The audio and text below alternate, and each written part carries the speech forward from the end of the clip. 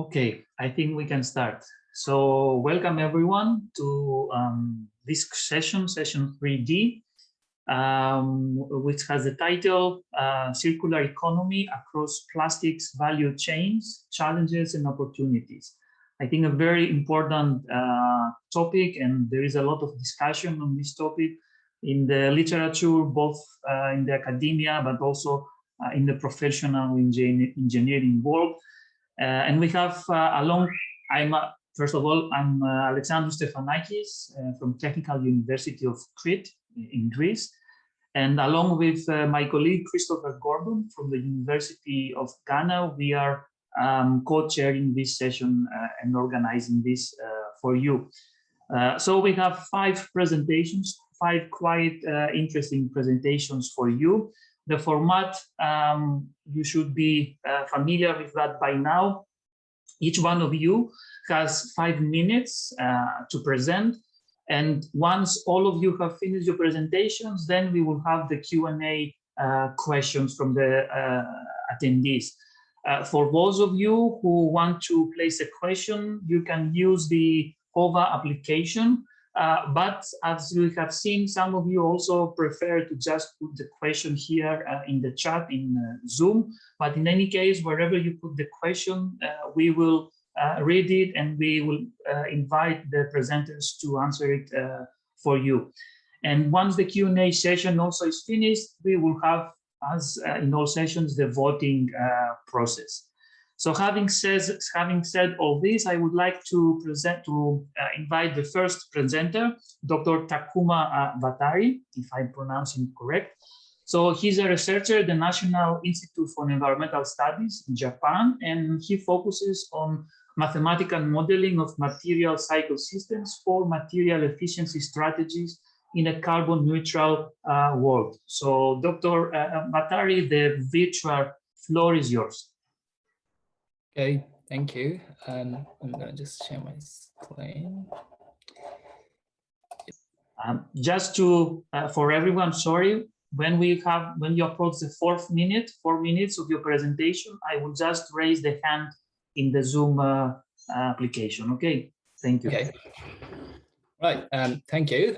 Nice to meet you. I'm Takuma from Japan, and so yeah, basically.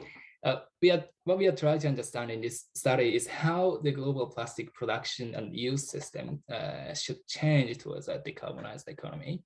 Okay, so yeah, in the context of addressing environmental degradations, including climate change, the importance of decoupling the level of plastic use from economic growth has been widely recognized already, but we don't have a good understanding of the specific levels of plastic use that are consistent with the specific climate goals. And I think this leads to a lack of a clear vision of future plastic production and use systems, which in turn impeding concerted efforts of various stakeholders across the plastic value chain. So what is needed now is to define the sustainable level of plastic use and establish science-based targets for long-term plastic production and use. And the aim of this study is address this domain by a system modeling approach that combines the material flow analysis and life cycle assessment. So the first question we are trying to answer is where we are heading. So these figures show the trend of global plastic production up to 2050 in a business as usual scenario, where global plastic production follows a similar pattern of evolution of that of current industrialized countries. And what we can see from here is that under the business as usual scenario, global plastic production will double, reaching over 800 megaton by 2050 from around 370 megaton in 2019. And such an increase in plastic production with no supply side emissions mitigation strategy will induce about 3.8 gigaton CO2 equivalent from the life cycle in 2050. Which accounts for around 27% of total annual emissions, allowed to limit global mean temperature rise to less than 1.5 degrees with a possibility of 50% in this case. And what the important message here is that even if all the supply side mitigation strategies currently discussed, including low carbon energy, recycling, and bio-based feedstock, can be implemented at an ambitious level, the life cycle greenhouse gas emissions of plastics cannot be in line with the emissions budget as shown in the figure on the right. So the question rises as to how much plastic can we use under the emissions budget? And this is the result. And we explored a set of scenarios harmonized with an emissions budget under the various supply side mitigation strategies as shown before, including low carbon energy, recycling, and bio-based feedstock. The icon in the upper left corner shows the mitigation strategies considering each scenario. And the black dotted line shows the production when none of the strategies are implemented. And what we can see from here is that there is no silver bullet to attain sufficient abatement. If we look at the first law, implementing each supply side mitigation strategy individually eases extreme production constraints to some extent, but the production in 2050 remains at around half of the current level. And looking at second law, we see that combination of any two mitigation strategies further promises production increase, but still under this condition, the production available in 2050 remains at the same level or lower than in 2019, rather than pure growth. And only if all supply side mitigation strategies are implemented concurrently and ambitiously, as shown in the third law, we can see a clear increasing trend in global plastics production until the mid-21st century compared to 2019. But this trajectory cannot follow the historical development patterns of current industrialized countries and requires a demand reduction of approximately 40% by 2050 relative to the business as usual scenario. So these results indicate that there is no single solution to mitigate emissions from the plastic life cycle. And what is needed is well-coordinated efforts which promote concurrent advancements of a supply and demand side strategies to meet society's needs with less plastic. And I cannot go into this in detail today due to the time constraints, but we are currently exploring in depth what intervention opportunities exist on the demand side, and hope to report soon. So yeah, thank you very much.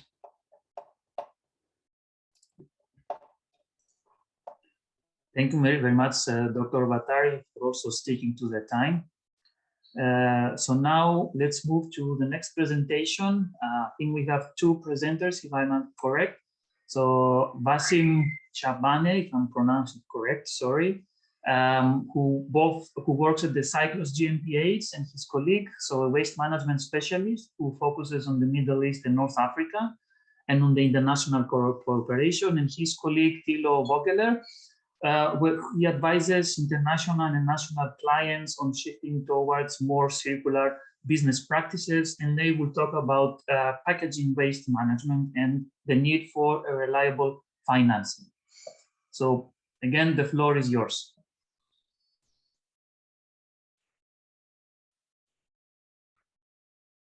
So, can you see the presentation? I think someone will complain if not. Okay. Yes, we can see it in full screen. So thank you so much, Alexandros. Welcome to all the participants. It's a pleasure to contribute to the World Resource Forum. My colleague, Mr. Thilo Vogeler, and I, Wassim Chaabane, we are expert for cyclos, and we will today, it's a German company founded in 1993 and working as at the international level on waste management, circular economy, and other work. So we will talk about cash for trash and challenges to packaging waste management. The floor is yours. Thank you, Wassim. So let's move on to the next slide. We have 5 minutes, so let's jump right into it. We all know that there is not sufficient public finance for adequate waste management, particularly in many low and middle income countries.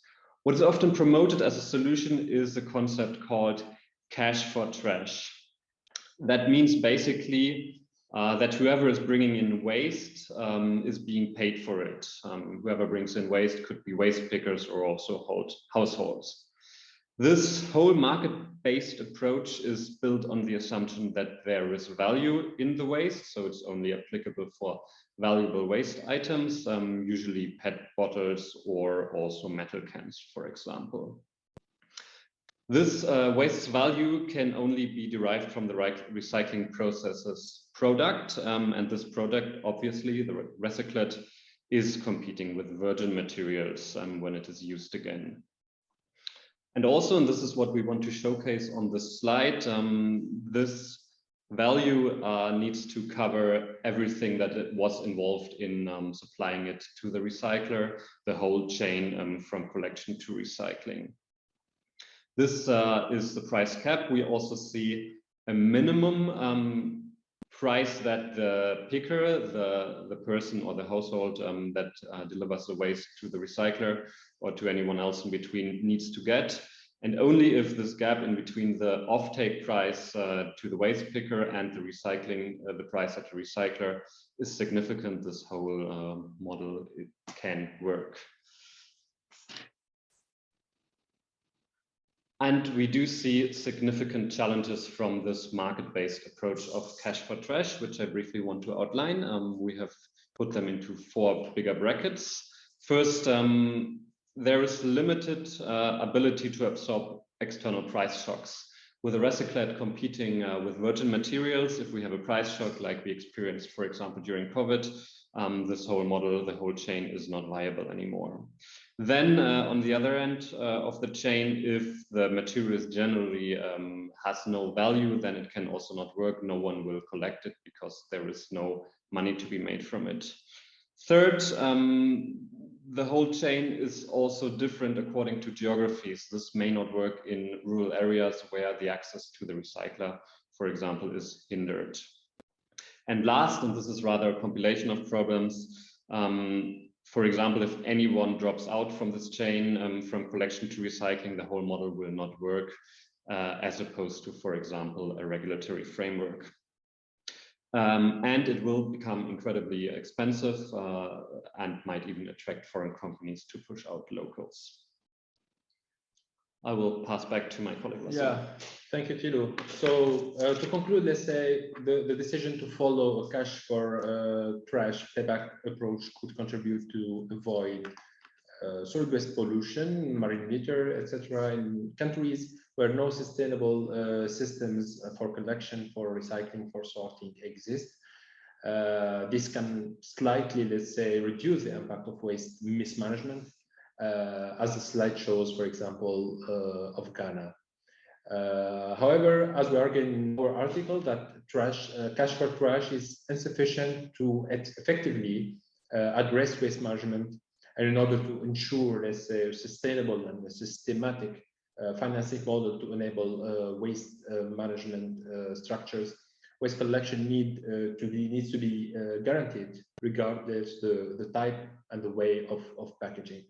So therefore, it is highly recommended to move to like a sustainable system, extended producer responsibility system, specific to the country context, of course, but that considers the whole value chain and can entail remuneration of waste pickers regardless of the material market value.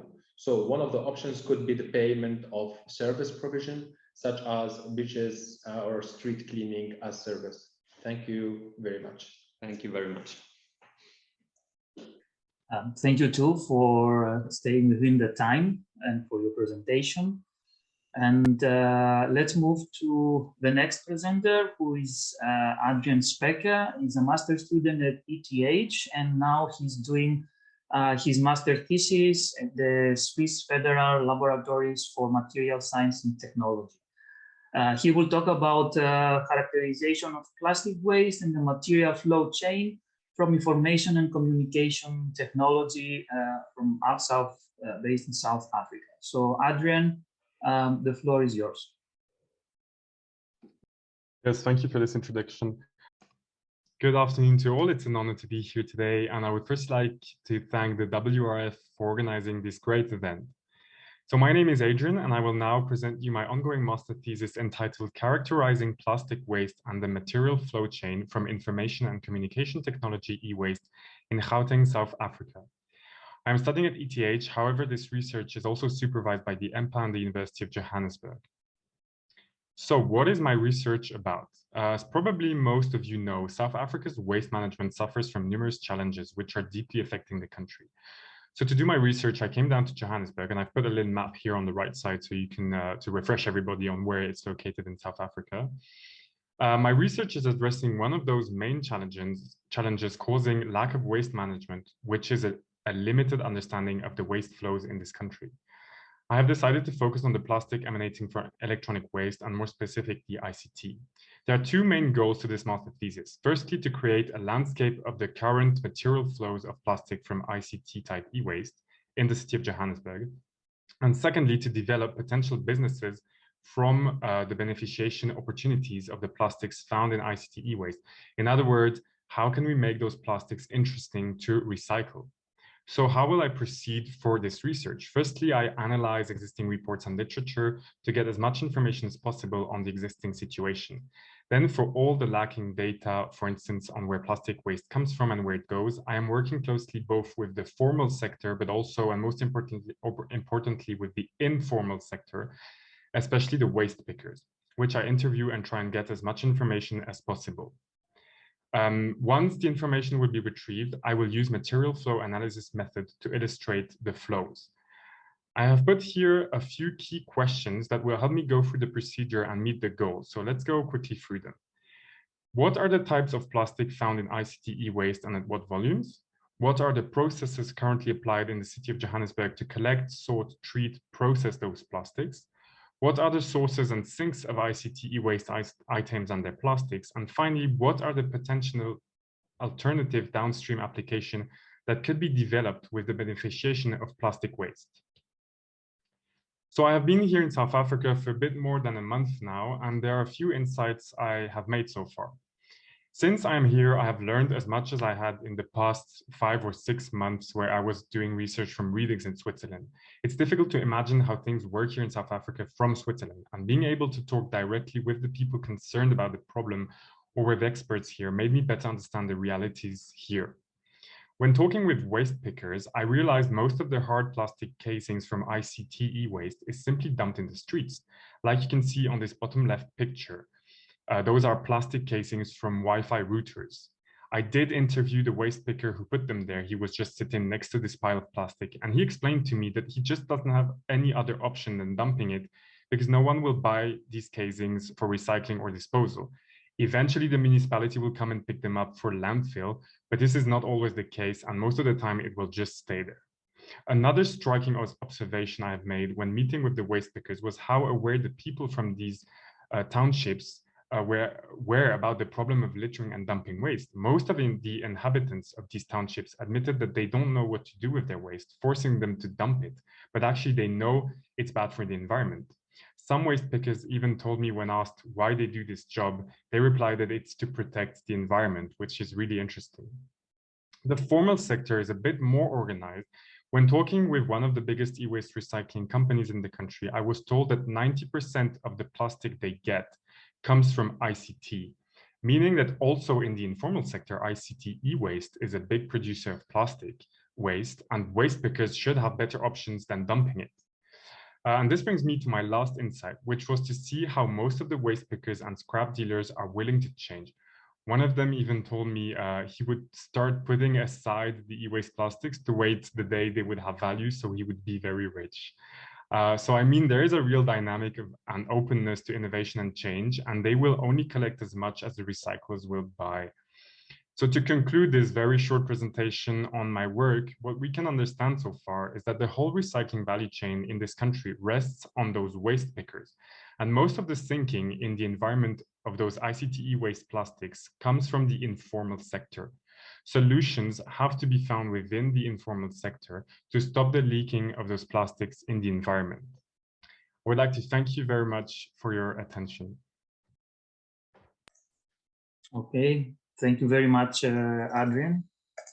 Thank you. And let's move to the next presenter, who is Alberto Huiman. And Alberto is actually Dr. Alberto, as I see. He has a PhD in environmental Science, and he's a member of the Peruvian Association of Sanitary and Environmental Engineering, and he will talk about the impact of the ingestion of plastic waste in fish. And I think we have a recorded presentation as well. Thanks. Theme: impact of the ingestion of plastic waste in fish. Methodology. The methodology had as its first task to identify and compile scientifically based documents related to the presence of microplastic in fish at national and international level, classifying the documents according to their validity, normative transposition, experimentation, scope, and research objectives. Then, a comparative table of the characterization and analysis of plastic waste from the different works was elaborated. Finally, conclusions and proposals were generated as recommendation for improvement in relation to the research topic. Results. The microplastics, depending on the shape and size, can be located inside the fish. Those smaller reach the liver due to the translocation of these from the intestine to the circulatory system. There is a possibility that marine sediments can generate synergistic effects with microplastics. The behavior was not affected in the medium term. However, during the early days of laboratory testing, fish were inhibited from exploring their environment, which was assumed to be due to the period of familiarization with the test media. This study had a duration of 93 days. It is recommended to carry out longer analysis to achieve further knowledge. The 25% of the fish evaluated, Oricias latipes, suffered liver failure through superficial lesions, which were evidenced 4 months after the initial exposure. Due to the fact that polyethylene in contact with the contaminated marine environment turns out to be a potent vector for the bioaccumulation of PBT, such as PAHs, PCBs, and PBDD,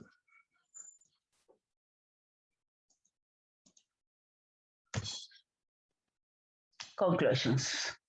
The results of the research indicate that the waste is easily assimilated by fish, regardless of the size, and that, due to their tiny size, microplastic act as basic vectors capable of carrying on the surface organic and inorganic matter that has the potential to cause damage to marine organisms that absorb them directly or indirectly. The quantity of microplastic found is directly proportional to the size of the fish, where the shorter the length, the smaller the size of the waste. Furthermore, pelagic species are more likely to be contaminated by ingestion of microplastics because they inhabit intermediate waters or near surface waters. On the other hand, the most represented plastic fragments in fish ingest according to color are gray, green, white, yellow, blue, red, black, and transparent. Research results indicate findings of microplastics in the digestive tract as well as in the feces of species that are part of the food chain. There is a high probability of exposure to microplastics transferred by trophic levels, especially for populations living near sea lanes and close to urban or industrial areas.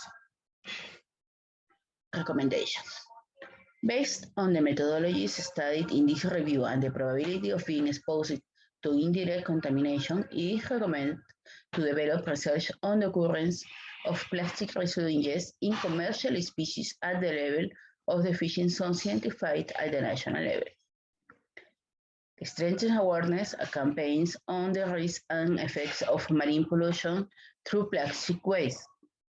Adopt policies binding in character in governments that allow the establishment of controls to prevent the entry of plastics to the beaches of the Peruvian coast.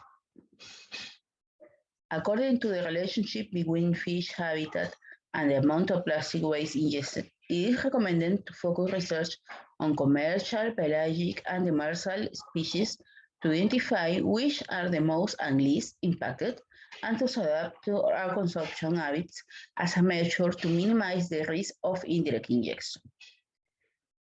As much as possible, try to consume demersal species such as hake, catfish, sea bass, grouper, sole, etc. Since according to the WRF', there are the least impact. Thank you, World Resources Forum.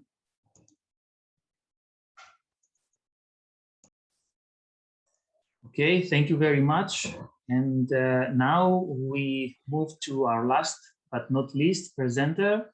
Erika Logulio is a communications and sustainability consultant and Vineyard Plus from Italy. And she has experience on corporate communication, associations, and consulting companies. So Erika, the floor is yours. Thank you, Chair.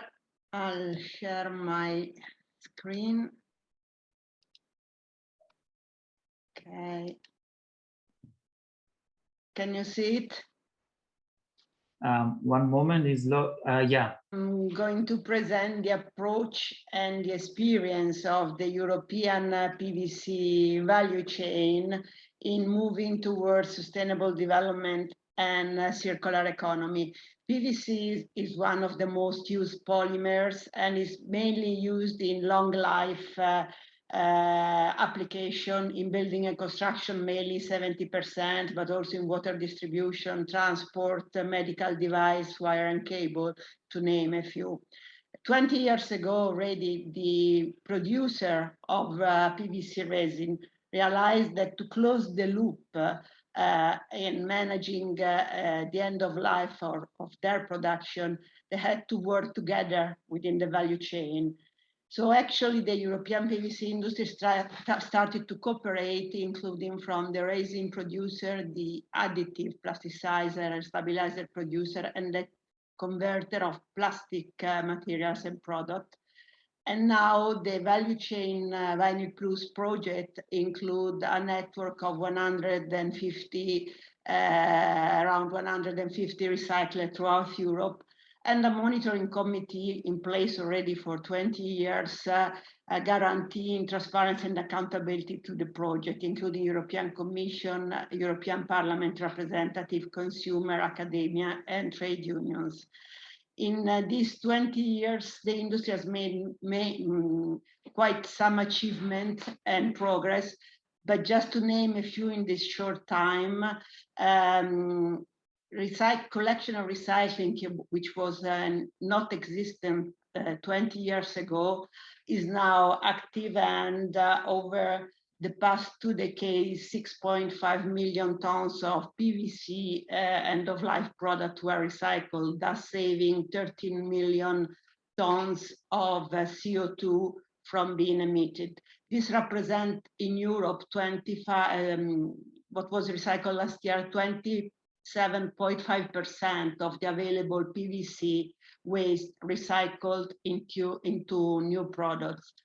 This was possible creating an organization that put together recycler and converter. And over the year, Ecovani, which is the organization set up, was able to really stimulate recycling and push the uptake from converter of the recyclates, as well as keeping improving on the material quality and safety, and providing a system for traceability and certification of the recyclates. And it does, and now it's actively working with the European Commission on the Circular Plastic Alliance, which was created to boost recycling and a market for recycling in Europe to 10 million tons by 2025. Other achievement to be highlighted in terms of reduction of energy and raw material use.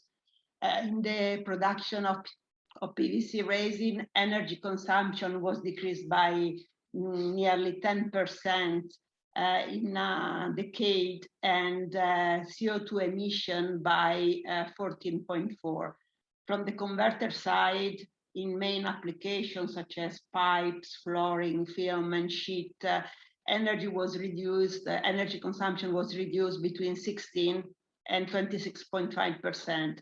But the industry is also working on non-fossil based PVC So bio-based compounds and additives are now increasingly entering in the market, as well as bio attributed and circular attributed certified resin.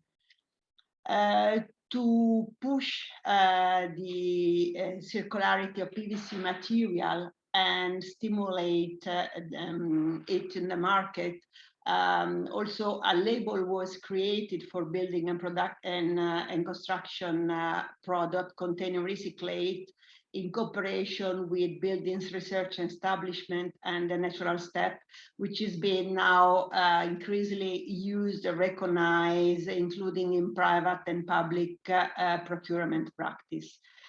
But the vinyl industry is looking ahead, and last June launched a new program, which is looking at 2030, working on 3 pathway and 12 action area to continue working on scaling up the circularity of the industry and the product, looking at minimizing the environmental footprint and going towards decarbonization, and looking at working on alliance and global coalition and partnership to proceed in the journey towards circular economy and sustainable development. This very in brief, the main achievement of the industry as a value chain working together to achieve what individual company alone could not do. Okay, thank you very much, Erica, for your presentation. And I think by this, we conclude the presentation parts. So we can have a short Q&A. I think I don't see any relevant question in Hova or here. So if some of you have a question, please feel free to ask. I would like to ask something. Dr. Watari is here. Yes, I can see. Yep. I really liked your presentation and your charts, and especially the figures you showed on how we can reach the 2050 target. So, and I didn't catch all the numbers there, but I think your conclusion is that we will not be able to reach this target if we don't reduce, besides the recycling or all these additional actions, we don't reduce the use of plastic, of raw material, right? Yeah, exactly. So the basic messages that I wanted to convey is the sort of main climate change mitigation strategies we currently discuss only focus on supply side, how we develop or produce plastic with less carbon embodied emissions. But we only have 20 years left to reach a net zero by 2050. So we need to explore other opportunities in both sides, like the supply side and demand side.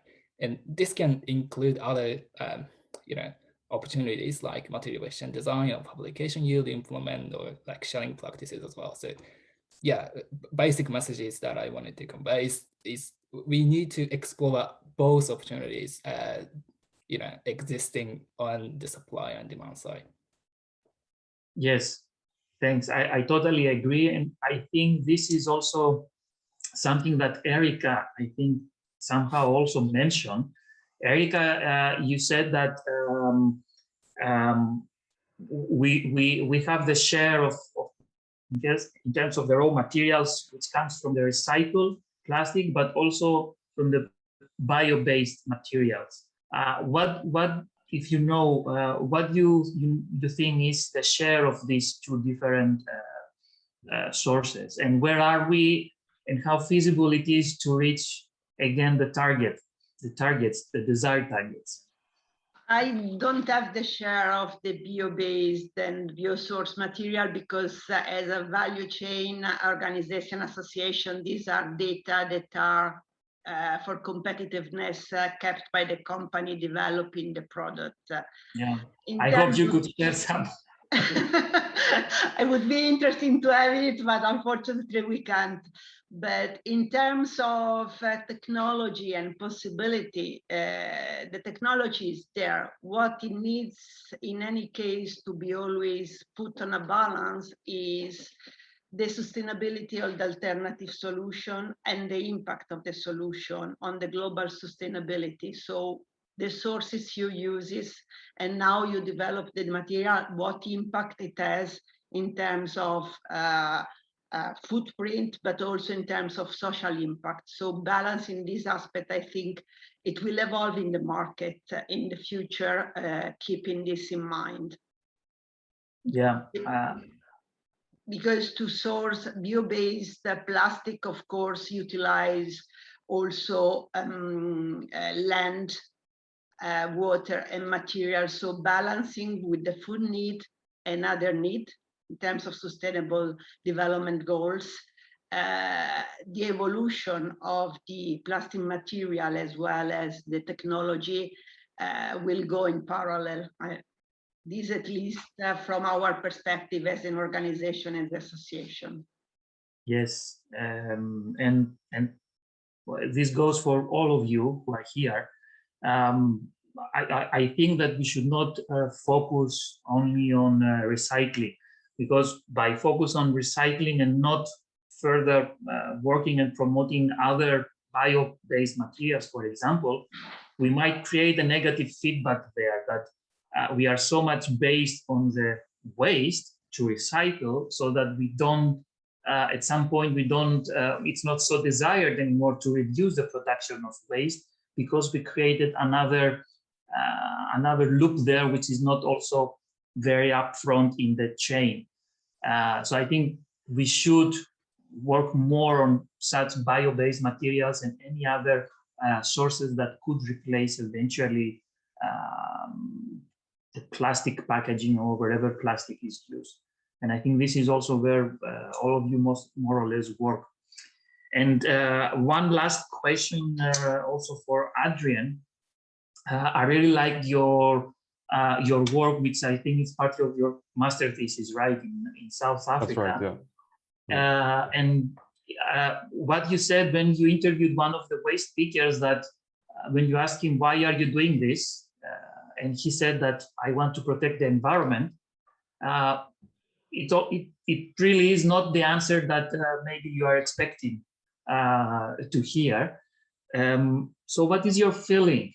You mentioned that if we want to solve the problem there, we need to think maybe not in the public sector and go to the unofficial, I'm not sure of the term you used. So you think a centralized or from the government, from the public initiative will not be effective or will not come anytime soon? What's your feeling from the time you're there? Yes, thank you for this question. First of all, I want to say that, you know, most of the waste pickers, when I asked them why they were doing this job, the answer was not that they do this to protect the environment. It was really a few exceptions, but it was very interesting to. But still, you got few answers like this.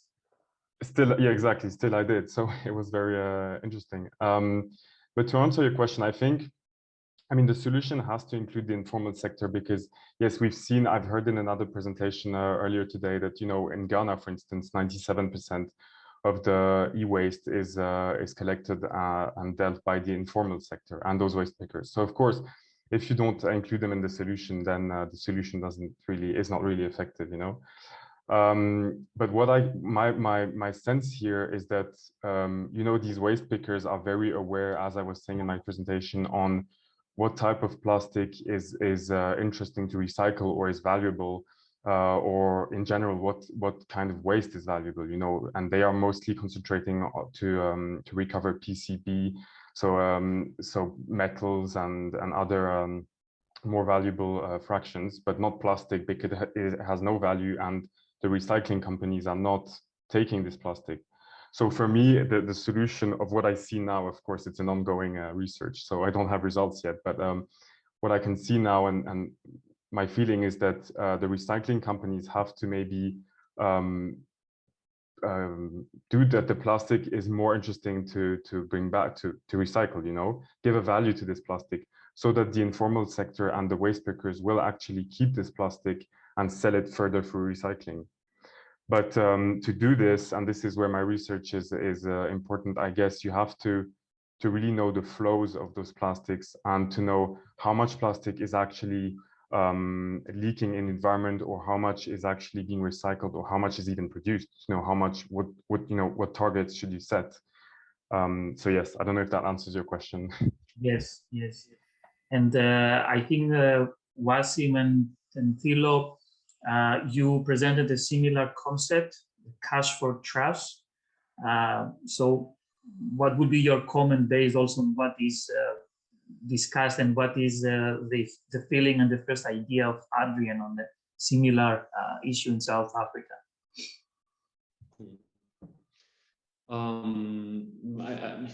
It's not so easy to create the direct linkage. What we definitely said, and that is a bit an overarching topic, we are always promoting, there needs to be a waste management system. If you just rely on, not necessarily centralized, but a system and like a regulatory, a legal framework. Otherwise, it can't work for the points that we have laid out. Like, if all is, for example, if we look at this informal sector example from South Africa, the informal sector can't collect plastic because it is not valuable. The recycler can't, well, assumingly, doesn't recycle these kind of plastics because you cannot create sufficient value with them. If you, on the other hand, have these plastics leaking into the environment, occurring as waste, then there needs to be, and the market alone can't provide the solution. Where does the solution come from? And that would ideally be through a regulatory framework that, for example, gives recycling quota, maybe even stipulates design choices for plastics that are, say, processable, and all these things. I find the two questions are a bit detached, but we hope that we could answer them. But I think it's a different way down there on how to make sure that there is a waste collection system. At least not what we would have in mind, perhaps in Europe or North Africa, in North America, for example. But it is another system that seems somehow at some level it's working at some level. Wassim? Yeah. So we are the same idea. So collection is like first is the most important part. Like I consider, let's say, especially for like developing countries and low-income developing countries.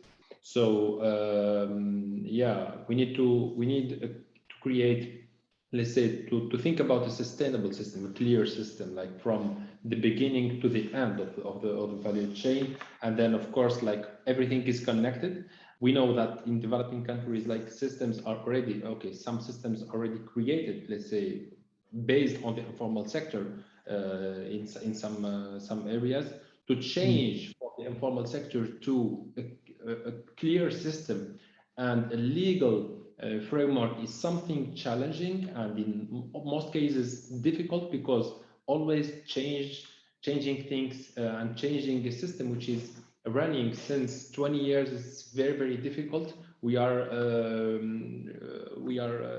facing such problems in some North African countries where the informal sector is very active, and where we want to introduce like the extended producer responsibility to change and to optimize the system. Of course, a lot of challenges could be faced, but everything is possible when having, like, of course, like a clear system, a clear legal framework where it integrates the informal sector, I think. And of course, like the solution should be adapted to the context of the country, which is very important. The informal sector in North Africa is not the informal sector in South Africa, so it's totally different. We need to adapt it to the context of the country. And yes, this is we are in the same direction, I think. Just to emphasize one aspect, when we talk about creating a waste management system, we do not talk about pushing out the informal sector, rather integrating the informal sector up to a certain point, formalizing it. Yes, Yes. Thank you all for your comments. I liked your comment, Wassim, that which is also what I've seen from my work, that you might have the best environmental solution, you might have the budget for an action or a project, but if you don't consider the social context, the social impact, the social aspects of this, it doesn't mean always that you have the best solution, even if the other two factors are in place or are satisfied at a certain level. And by that, I would like to thank you all for participating in this session. I remind you that we have now a couple of minutes to go to the whole application and vote for the best presentation, the best presenter. So we have 5 presentations today. So please go to the application, place your vote. And by this, thank you all for being here today. Thank you, presenters, and thank you all attendees for watching these 5 interesting presentations in this session.